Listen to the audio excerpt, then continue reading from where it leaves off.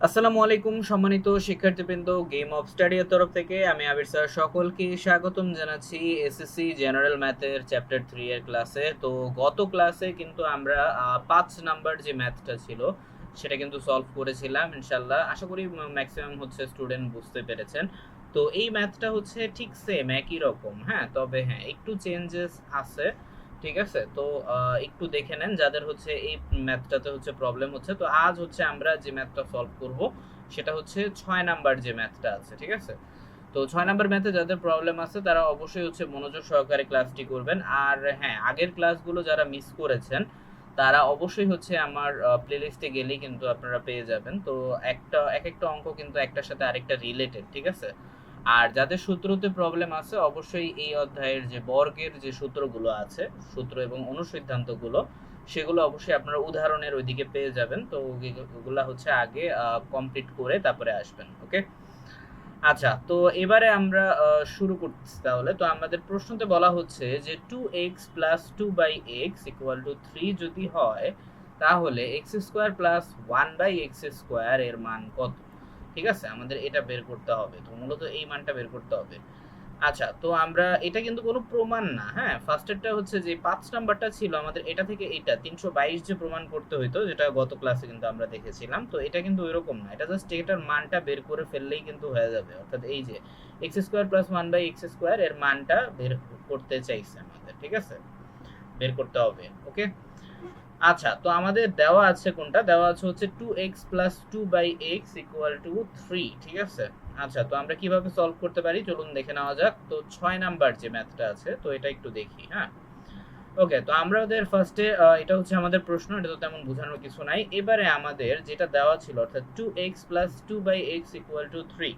ঠিক আছে, এটা আমরা ফার্স্টে লিখে নিলাম। হ্যাঁ, অবশ্যই এটা লিখে নেবেন, তাহলে এটা আপনাদের জন্য অনেক বেশি ভালো। হ্যাঁ, কারণ অঙ্কর গুছানোরও একটা ব্যাপার আছে।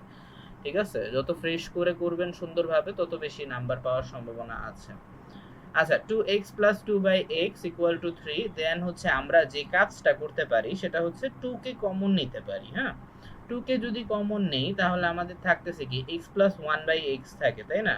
তো x প্লাস 1/x, তারপর ওই অপোজিটে হচ্ছে 3 3 কিন্তু রেখেছি, এখানে আর কোনো চেঞ্জ আনি নাই। হ্যাঁ, তো আশা করি বুঝতে পেরেছেন। তো এইবারে আমরা যে কাজটা করব সেটা হচ্ছে এই অবস্থায় যখনই কোনো রাশি দেখবেন সহজ ভাষায়, অর্থাৎ এটাকে আমি আরো বিস্তারিত মানে ইজি ভাবে বোঝানোর জন্য এই কথাটা লেখা। তো এটা আপনাদের না লিখলেও চলবে, সমস্যা নেই।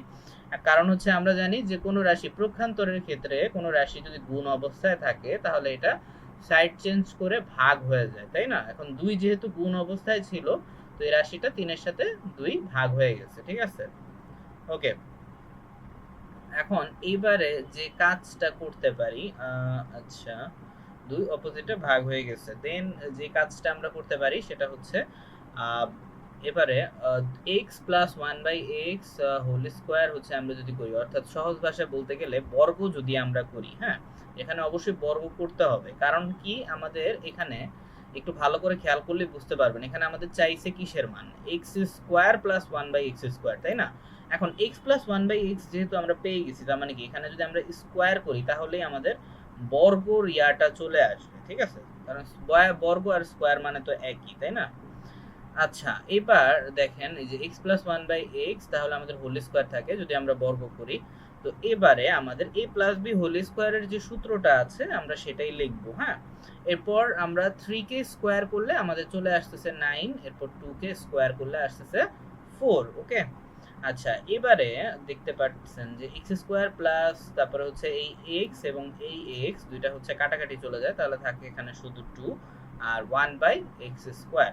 ঠিক আছে, 1/x হোল স্কোয়ার আর কি। হ্যাঁ, ওকে, বা আপনি চাইলে এখান থেকে ডাইরেক্ট লিখে দিতে পারেন, অর্থাৎ 1/x স্কোয়ার। হ্যাঁ, এটা সমস্যা নেই, এটা হচ্ছে একটু বিস্তারিত করা হয়েছে, জাস্ট এটাই আর কিছু না। আর 9/4 যেমন ছিল ঠিক তেমনই কিন্তু আছে। হ্যাঁ, তো এবারে জাস্ট হচ্ছে আমরা x square plus 1/x square, এখন এখানে যে প্লাস 2 ছিল এটা ওই অপোজিটে চলে যেয়ে -2 হয়ে গেছে। হ্যাঁ, তো -2 হয়ে যাওয়ার পর এখানে x square plus 1/x square equal to, এখানে আমরা সিম্পল ভাবে লসাগু করে দিয়েছি। তো 4 এর লসাগু তো নরমাল ভাবে 4ই থাকতেছে, আর 9 9 -8, তো এটা তো আশা করি বোঝানো তেমন কিছু নাই। তো তো এইবারে 9 থেকে 8 চলে গেলে থাকতেছে 1 আর নিচে থাকতেছে 4, ঠিক আছে? তো x square plus 1/x square equal to 1/4। ওকে, তো এই হচ্ছে অ্যান্সার। তো অবশ্যই হচ্ছে ম্যাথটা আপনারা অবশ্যই তুলে নিবেন ফার্স্টে, কয়েকবার প্র্যাকটিস করলে ইনশাআল্লাহ 5 নাম্বারের ম্যাথের মতোই আপনাদের ইজি হয়ে যাবে, ঠিক আছে? কারণ এখানে অনেকেরই কনফিউজ হতে পারে যে 2x প্লাস 1/2x এটা ভাঙাবো কিসের মাধ্যমে। এই টাইপের যখনই কোনো রাশি দেখবেন এখানে 2 এর পরিবর্তে 3 ও থাকতে পারে, হ্যাঁ? তো এগুলো অবশ্যই আপনারা কমন নিয়ে ইজিলি ভাঙাতে পারবেন। ওকে, তো আশা করি এই টাইপের ম্যাথে আর প্রবলেম হবে না ইনশাল্লাহ। আমরা পরবর্তী ক্লাসে হচ্ছে 7 নাম্বার, অনেক গুরুত্বপূর্ণ একটা ম্যাথ এটাও, তো এই অঙ্কটা সলভ করার ট্রাই করব ইনশাল্লাহ। তো ওই ক্লাসের জন্য আমন্ত্রণ রইল। আর এই ম্যাথটা যেটা আমি করালাম এটা অনেক ইম্পর্টেন্ট আছে, তো অবশ্যই হচ্ছে এই ম্যাথগুলো বাসায় ভালো করে প্র্যাকটিস করবেন, ঠিক আছে? আপনার নিজে যদি অঙ্ক করেন তাহলেও, আর তাছাড়া হচ্ছে আপনার টিউশন হইতে মানে টিচার হইতে পারে অথবা কোনো কোচিং সেন্টার হতে পারে, যেখানেই পড়েন না কেন অঙ্ক আপনাকে কিন্তু প্র্যাকটিসে রাখতেই হবে, তা না হলে আপনি ভুলে যাবেন। বুঝা গেছে স্যার?